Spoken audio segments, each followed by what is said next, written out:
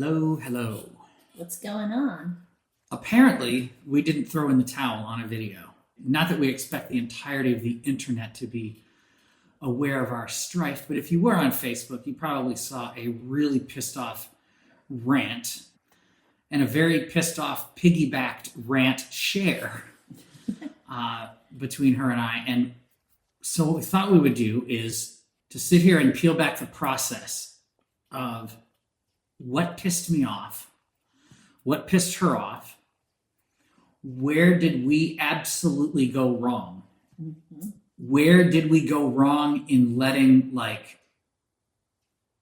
some situations kind of poison the well to where we're like, well, we're not even really capable of this. Okay.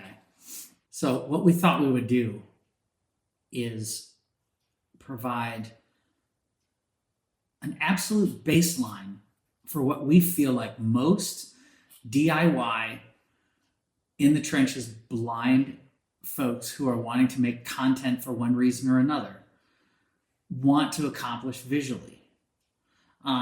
So I'm going to start with the elephant in the room, which is the one that everybody, this is like, why are there drive-up ATMs, right? This is the question. Why the hell, if you're blind, why be concerned about this at all? Because to some blind people who don't necessarily process the way we do and think of the world the way we do, their argument would be, it's like me trying to explain color. And because to their mind, we are chasing an elusive dragon because we can't put together enough of the data, which is for some a fair argument. But let's take the pragmatic approach.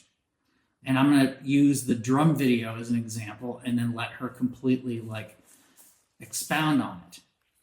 So the example with the drums, what were we as blind people trying to accomplish visually for that drum rig video? The ultimate outcome is that she can shoot some kind of POV thing that is shot well enough that if we post this into the Alesis drum group, because we've built some interesting workflows that we can teach people, sighted, blind, whoever, right? And all that requires for us is a sense of this baseline idea that if I ask you, now, can you see this? If you can see this wire, it goes over here. And for you to be able to say in your head, yes, I can see that. None of us are asking for trying to build a James Cameron type workflow that will raise the bar for blind visual artists everywhere. We are literally, my whole thing is, I want to have the damn thing in my hand, or I want to point at the damn thing, and I want to turn towards the damn thing, and I want to ask you, can you see the damn thing? And you say, yes, I can see the damn thing. So we are building a basic workflow that allows us to, when necessary, be able to actually visually highlight something. So I gave our friend Alan a really good example of this, because the pushback on this is, yes, but your lane is audio. Your lane is audio because that's where you shine. So what you should do is just make it all audio. What it's like is, let's say you invite me into your home and we're hanging out and you say to me, my family is having a problem with this TV getting it to launch Hulu. Could you show us how to do it? Because I know you know exactly how to do it. Now, this is as a blind guy. So instead of thinking about this, making sure that his family could see what I was doing, I said, well, this is just easier. So I'm just going to turn my back on you guys because I'm going to be facing over here where I can hear the speech, whatever it is. Now my back is blocking their ability to see the screen. And I'm running through it like 90 miles an hour, but expecting them to be able to follow me because I am really efficient with a keyboard or one of these remotes. She is really efficient with one of these remotes. We're pretty damn fast. Yep. But because I don't consider the visual element, there's like the whole idea that the people I'm literally wanting to teach how to do shit, some of them need to see the damn thing that I'm looking at real quick. It's literally a baseline of I point, you see. I turn, and you see, so that I can at least be, even if it's not a perfect framed up shot, we're able to at least say, do you see that? Yes, actually we do see that. Maybe it is out of the frame just a touch. It's not going to be perfect. We don't have that data. So what pissed us off? The fact that we definitely did not have all the data. So for example, in my drum video, I'm showing the computer screen, thinking I'm showing the computer screen, and I come to find out through some AI interpretation and then asking an actual sighted person that my screen is janked up. It's a mess. It's actually broken and will be going to the shop to be repaired. But so I'm showing a screen in a really well shot video, well, we thought, to sighted people so they can get an idea of what this the program I was using, and I'm showing them a screwed up screen. That looks real professional. That looks like I know what I'm talking about. I mean, when we're making these visual attempts and they come out looking like dog do, that's just putting a stereotype forward and feeding a stereotype that sighted people already have, that, oh, poor blind person, they tried to show a good video, look at them trying.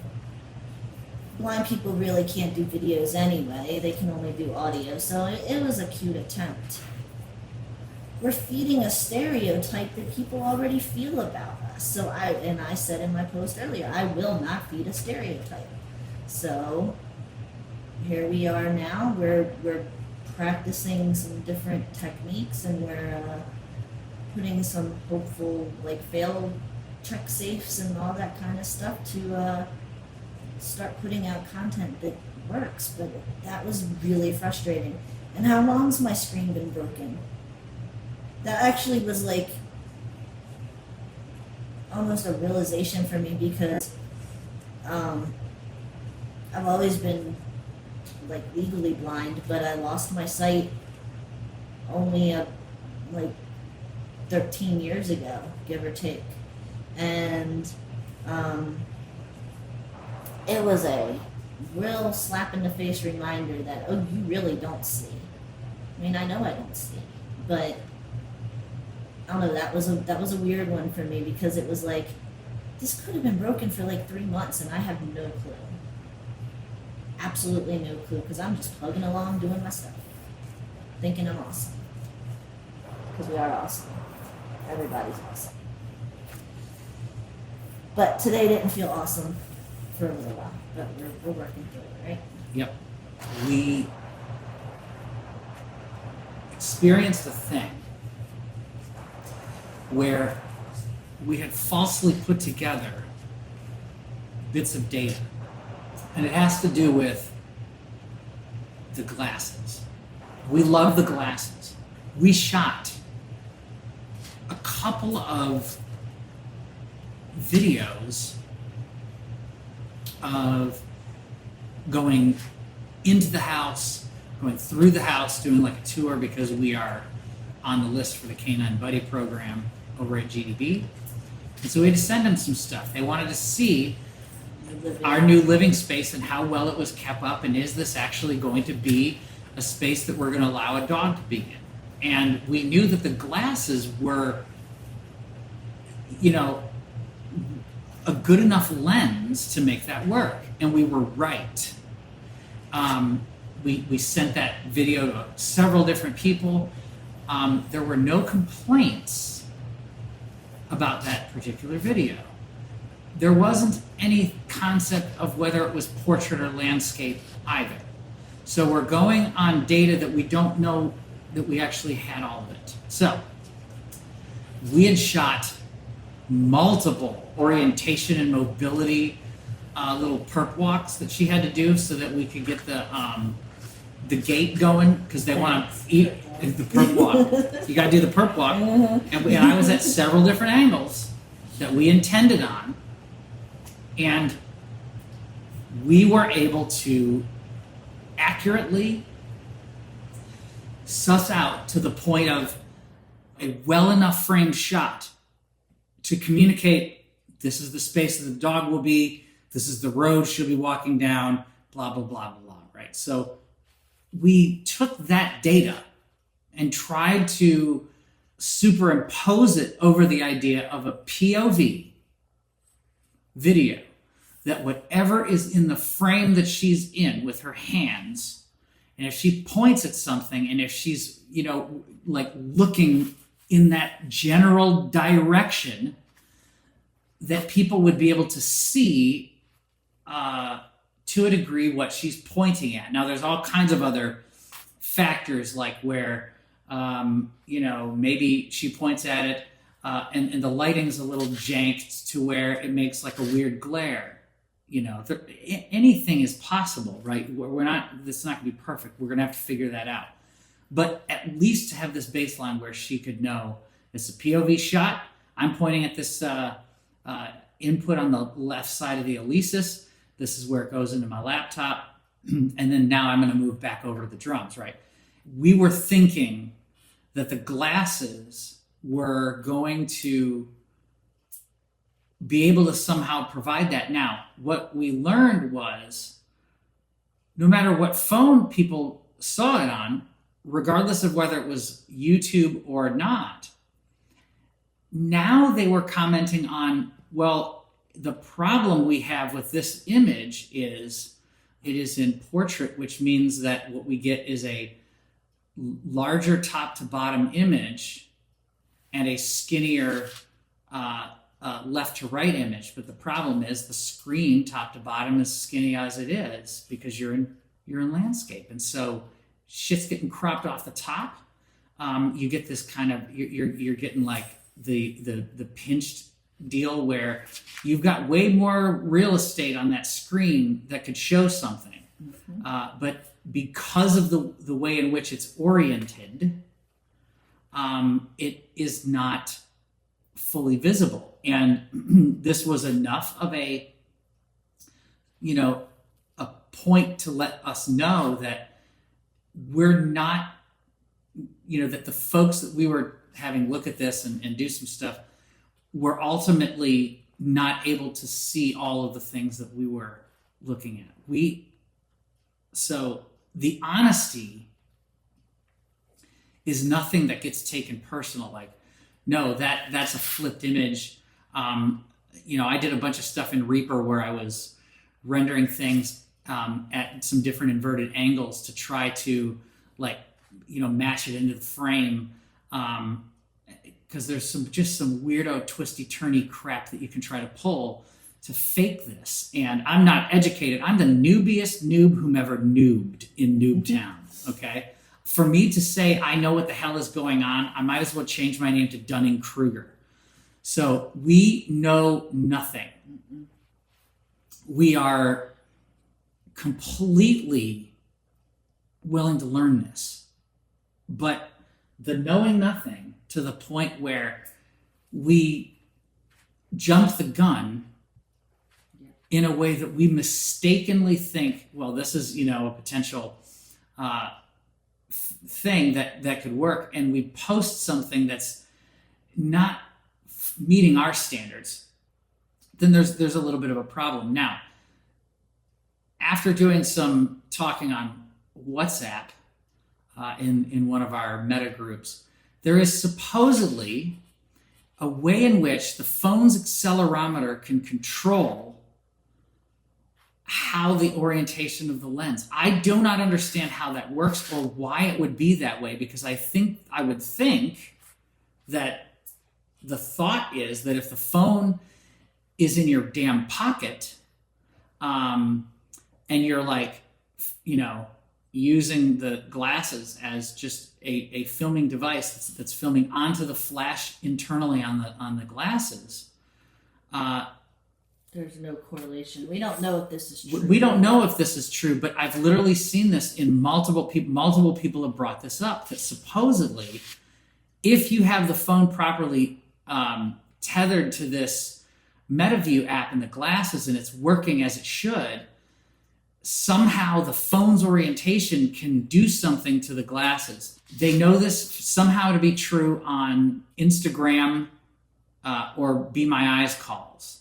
So I don't know if this type of orientation thing applies to the video. So these are experiments. Here's where we went wrong. There's a couple of places that we went wrong. The first one is that we were excited for good reason. What she recorded on those glasses was very, very good content. It took me probably 30 minutes of editing, 40 minutes to piece together 2 or 3 false starts. One issue where it was like, oops, I know there's a dialog box up on Reaper and I'm sure the camera is not actually seeing the damn plugin. So let's maximize the plugin window, reshoot that real quick.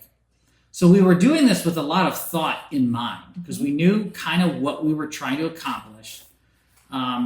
We didn't have, the resigned blind of, well, we're just phoning it, whatever happens, happens. And we were trying to be thoughtful. Mm-hmm. And we did what we set out to do, where she did a POV video of here's how my drums are, here's how I'm learning how to play them, and here's how I have them rigged into my laptop so I can have better sounds. And here's how you can do it too. And so we were very proud of that video. And so we uploaded it, but we had no contingency plan. We had we didn't double check anything. Nope. That was our first mistake, honestly. We didn't get any sort of visual interpretation of what we had done. And this is not a matter of one of us saying, hey, maybe we should double check this, and the other of us saying, yeah, good idea, we'll get to that at some point. Nope. This is both of us did not bring this up. Mm-mm. It was literally like, oh, we got this video. I think it's going to be pretty cool. Yep. And it's our first time, and we're going to try this, right? We're going to, get this going. We should have known better to have at least thrown that video around at a couple of people so that we would actually have the idea that it was portrait. Yeah, we didn't even know that. And, that's the thing. Like, we did not, it was literally, and it's part of the human condition to be like, well, we didn't, we had every other thing in there and we didn't pay a damn bit of attention. It's like the thing where NASA, they have everything in their grasp as far as like preparing for the one of the Martian. We literally were building the house from 2 different sides and not talking to the other about, you're going to have to come up like 2 degrees to match the floor that's going to, you know what I'm saying? Like, so in not checking any of this, we kind of went, well, this is good. Because it's data we didn't have. Now we know that we can at least start like talking to the meta people and start like figuring out this accelerometer thing. Is this actually a thing that affects the video recording process, or is it only affecting the Be My Eyes call? You know what they say about assuming.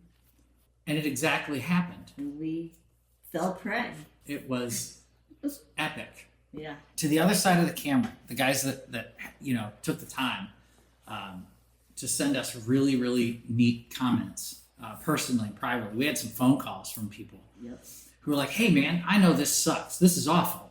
That's a horrible blow to your pride or whatever, because you think you're trying to just do something that's right enough to where it passes some kind of standard, right? And so we know that from the other side of that camera, y'all were thinking, okay, so maybe there is an imperfection with this. That's flipped weird. I can't really see it, but there's still valuable stuff there.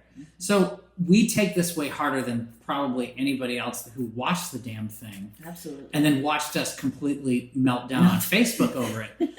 The reason that it matters to us is I mean, it's cliche, but everyone that we're trying to reach matters to us. We're not just trying to reach like the blind community, though we love our blind community. We're trying to reach everybody, so that sighted, blind, and otherwise. So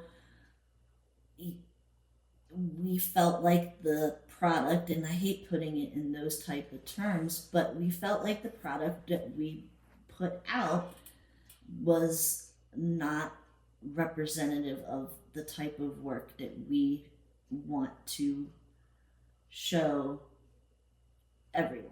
It almost becomes the whole idea of like Tantalize, where he saw the fruit above his head, and when he would reach up to go get one, it would raise above him. It was no longer available. But then when, the minute that he stopped reaching for it, it was there available again. That's why we get the word tantalize. Mm-hmm. And so what happens is you have a scenario in your head that that as a blind person like herself who has visual memory to go, if I have the light there, it'll allow people to looky a little bit better.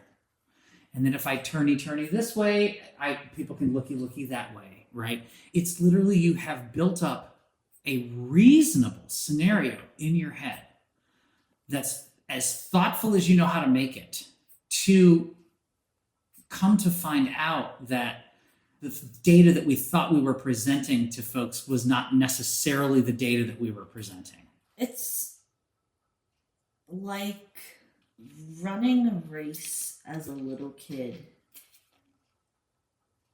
and thinking you were awesome, and then realizing when you get older you got the participation trophy. Right.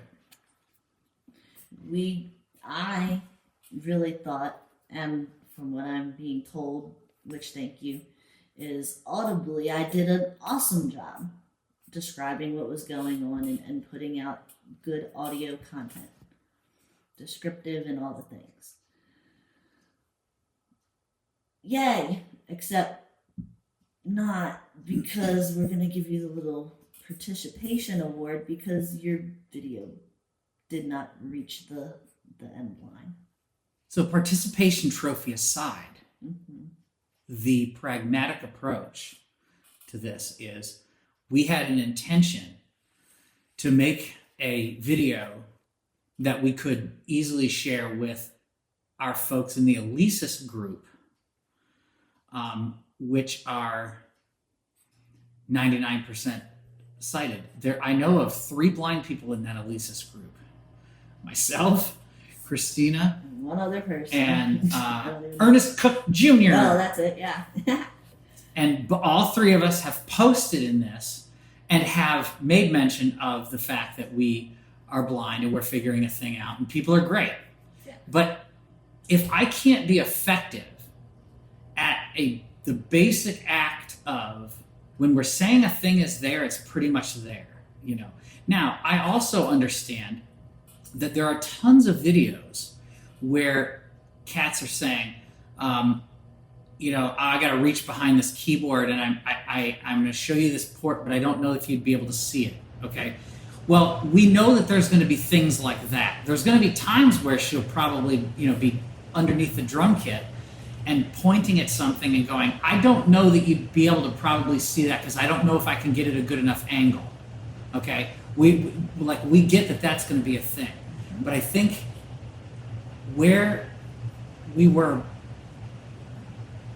pushing the stone of Sisyphus from the bottom to the top to the bottom to the top of the damn hill is that it felt less like the fact that there were just maybe a couple of things that were out of a frame and more like the implementation of how we filmed this was incorrect. Like everything about it felt wrong once we started getting the data. So if we are to correct all of these variables, then we can make errors. And somebody can kindly send us a thing that goes, hey, check this out.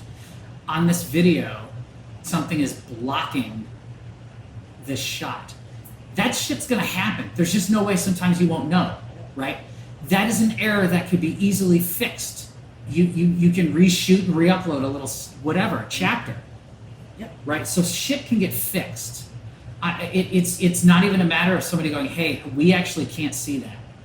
It's like we were bringing the wrong microphones to the absolutely wrong recording session. That is exactly how this went down. Well, that, and it was like we were fully cognizant that we were making visual content for visual people and still fell very short, but thought we hadn't. That's what it is we thought we had done something really awesome, and then it's like, nope, sorry. So It's like a gut punch, right? I mean, Yep. It really did feel like a gut punch today. it was. We are grateful for the responses. I'm actually going to respond to a couple of people because I want to respond to what Chelsea said, because she's absolutely right. If you look on the comments on the Facebook post, she says,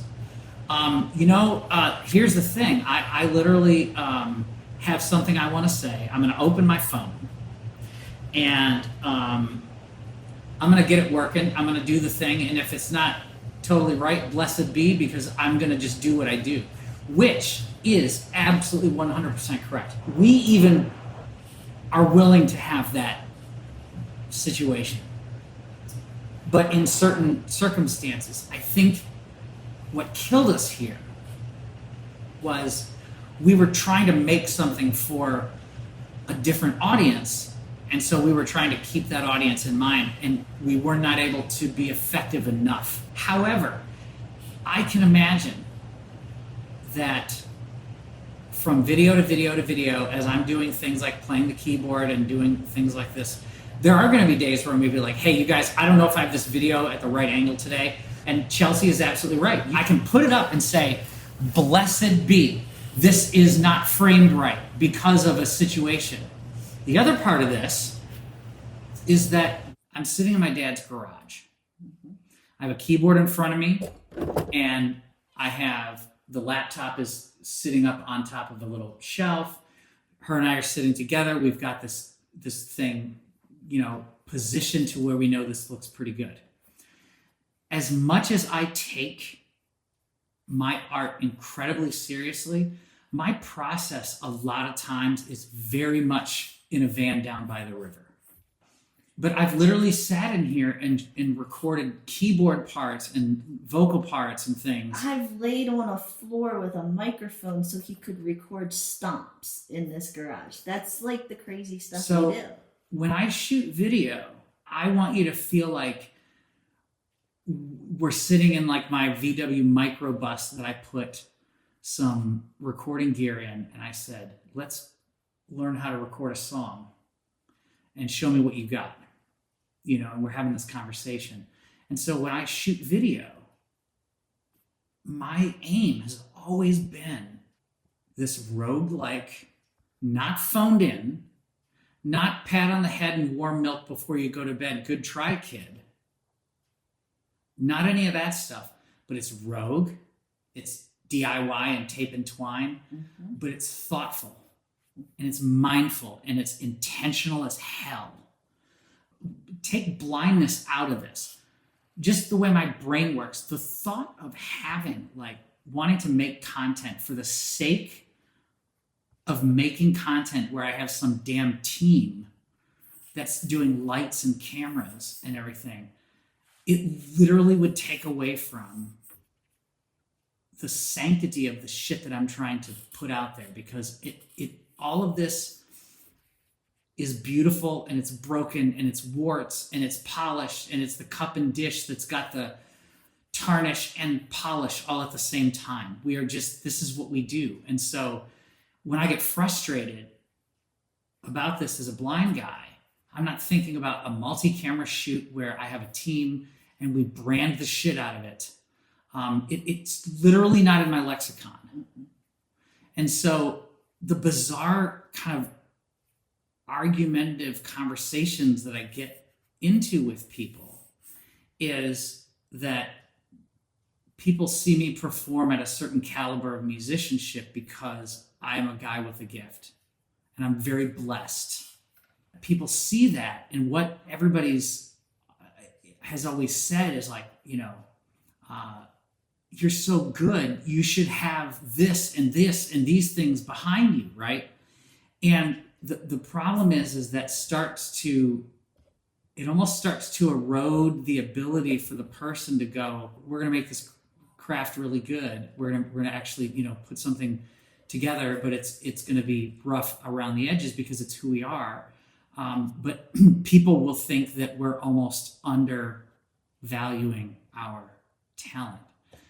So the idea that because I'm articulate and because I'm blessed with the ability to do the things that I do, there's a certain caliber of musicianship that I tend to hold. There's this idea that I should be branding the living fuck out of all of this. And it actually makes my life really awful, because when really what I want to do is try and just, how do we make this where what I see, or what I say you should see, is what you see? See? And so me thinking about trying to do this, to make it look like a pro shot fucking video with, all kinds of stuff, does my head in, because it feels fake to me. I want you to sit in my microbus and talk about music. I want to sit on the deck by the water with a keyboard rig and a laptop and go, we're going to write a fucking song. So we call our space our studio, and it very much resembles a good home studio. But it's our studios wherever we pick it up and set it down. Like we're in a garage this week. And we want to be authentic. And when you start getting into the real hard stuff of videography and the lighting and the this and the that, and you gotta have this angle and this many takes and this and that, and it takes away from that rawness. And that's who we are. We're raw. You're not getting this polished thing. We want it to be right. We want it to be correct. We want it to be good. I think we live in this YouTube space where we think we have to monetize every fucking thing. And so the idea is that the people that I've spoken with about how we're going to do Harpagey videos, we have talked about what makes those Harpagey videos really, really fucking good and well shot. And we've talked about it. I've sat with people who have said, okay, so check this out. When this guy's talking about this, there's actually a lower third that comes in. And in the lower third it's showing a close-up of his fingers, and he's got little text above it with little, this is the 4, this is the D flat, when you see something like that, we somehow end up in a space where it's like, for this stuff to have value, it's got to be like that. It's funny because I just realized we fell victim to small church mentality. This is where we ultimately go wrong. As we're sitting here having this conversation, she pointed out that her and I have been incredibly duplicitous with the way we think about this video content. We did not meet ourselves where we are. We did not. At all. We failed at what we failed at what we tell other people to do, or we're like, we're willing to meet you where you are. You're okay. We expect to meet other people where they are. But obviously, we do not offer ourselves the same grace. Nope. And we can go the other way, where we can say, who cares about any of it? Just put it up. Who cares? Screw it. I don't care. I don't care. I don't care. I don't care. I don't care. I don't care. Right? Like we could go that far, but then now we've lost our effectiveness. We know how to build for the moment. So we say, well, it's going to be this mount going into this keyboard stand. We can't use that camera. We can't use that mic because it's going to block something. And we literally sit there and legify the whole damn thing. And we go, we build it. This is the moment for this space. We've met the space where it is. We've met our knowledge where we are. We have reached out and allowed somebody to come meet us where we are and maybe give us some visual input and say, hey, okay, here's what's going on. And AI, has been quite helpful in that today. But we never allowed ourselves to meet ourselves where we were, to even like consider other potential workarounds. If you're doing stuff like we are with tape and twine, you have 9 workarounds because you're not sitting in front of $1 million green screen rig or even $1,000 green screen rig. You know what I mean? You're not. And we're actually okay with that because, again, That's who we are. I want to invite you in my damn microbus. Yeah. And we're going to talk about music and philosophy and things and make you feel better about yourself. Hopefully. The other thing is part of my cross because everybody has one. Everybody has virtue and vice. And the vice that I deal with, literally the thing that kind of pulls me back from achieving goals is this adverse reaction to resistance and adversity that I feel is out of my control. It's one of these things where anytime that I've ever said I can't, 90% of the time it's never because I can't see that. I was very blessed as a blind kid to be around a bunch of cats that really could show the potential of who blind people were. So it really didn't have anything to do with that, but it was, what it is, and it still pervades this whole thing, is that we go into I can't because somewhere the bar is moved. We're not enough. It doesn't matter how well we try to portray this to be. There's going to be some place where it's not enough if you're measuring with whatever measuring stick you might be measuring with, like cool kid energy or, the compare and despair kind of thing. And so what happens is I am so adverse to resistance and so easy to do this, put the hands up in the air, not because I'm necessarily lazy. Maybe there's that.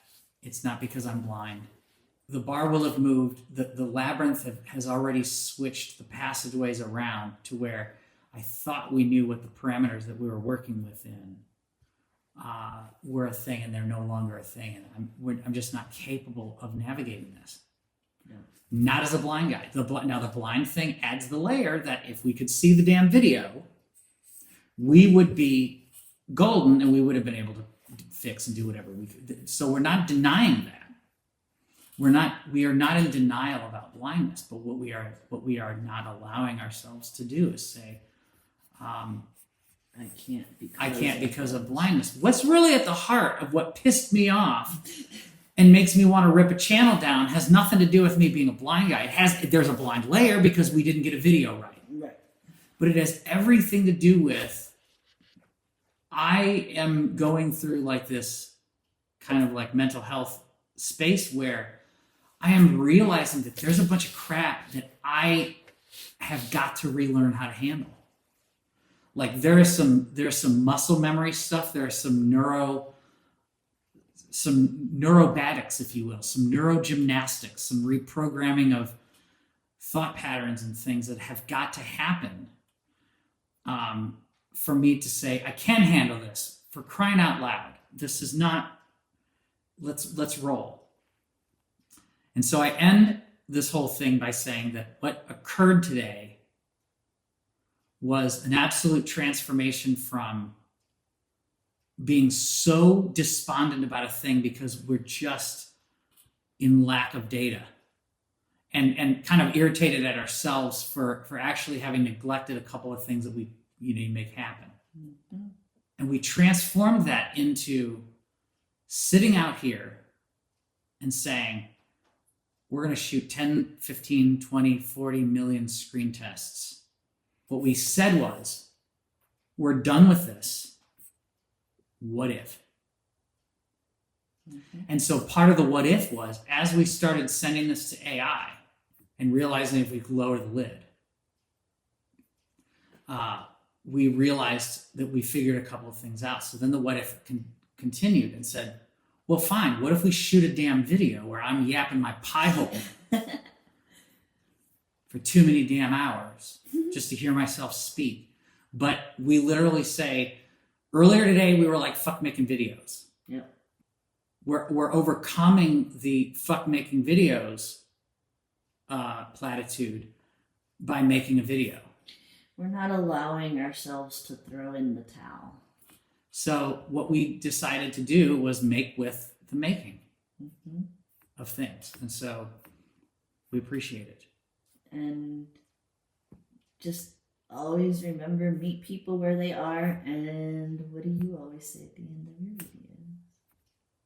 Well, we'd say meet yourself where you are. Well, absolutely. And then you're bigger on the inside. And apparently so are we. So are we.